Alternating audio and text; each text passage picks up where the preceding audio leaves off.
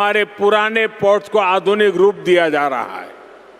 इसके अलावा मुलापेटा और रामायपट्टनम में हम नए पोर्ट भी बना रहे हैं। మిత్రులారా, ఈరోజు దేశం బ్లూ ఎకానమీని నిరంతరం బలోపేతం చేస్తుంది. మా విజన్ ఈ మొత్తం ప్రాంతాన్ని ఒక కోస్టల్ ఎకనామిక్ కారిడార్గా అభివృద్ధి చేయడం. ఈ లక్ష్యంతో విశాఖపట్నం నుంచి కృష్ణపట్నం వరకు మన పాత పోర్ట్స్ అన్నిటినీ కూడా ఆధునీకరిస్తున్నాం. అదే సమయంలో మూలపేట మరియు రామయ్యపట్నంలో కొత్త పోర్ట్స్ని కూడా మనం నిర్మించబోతున్నాం. साथियों, पोर्ट डेवलपमेंट के साथ साथ पूरे आंध्र में हाईवे और एक्सप्रेसवे का नेटवर्क तैयार हो रहा है। विशाखापट्टनम रायपुर एक्सप्रेसवे जैसे प्रोजेक्ट इस पूरे क्षेत्र को रफ्तार दे रहे हैं.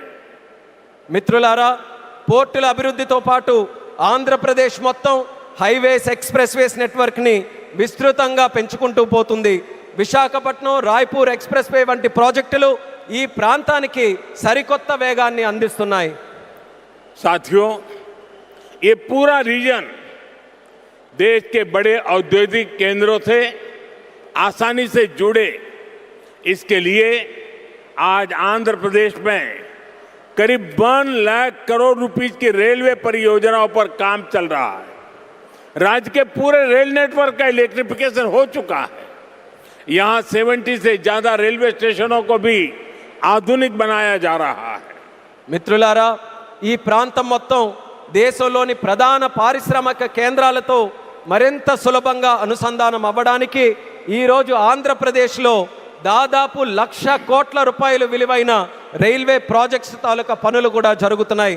రాష్ట్రంలో రైల్వే నెట్వర్క్ అంతా ఇప్పటికీ పూర్తిగా ఎలక్ట్రిఫికేషన్ అయ్యింది. అదేవిధంగా 70కి పైగా రైల్వే స్టేషన్లు కూడా ఆధునీకరిస్తున్నాం. साथियों, आज इस क्षेत्र के विकास में पीएम गति शक्ति नेशनल मास्टर प्लान भी बड़ी भूमिका निभा रहा है. पीएम गति शक्ति के माध्यम से इस पूरे क्षेत्र में रेल, पोर्ट और एयरपोर्ट को एक साथ जोड़ा जा रहा है. जब यहां ये आधुनिक लॉजिस्टिक नेटवर्क तैयार हो जाएगा तो उद्योगों को बेहतर कनेक्टिविटी मिलेगी, किसानों को फायदा होगा,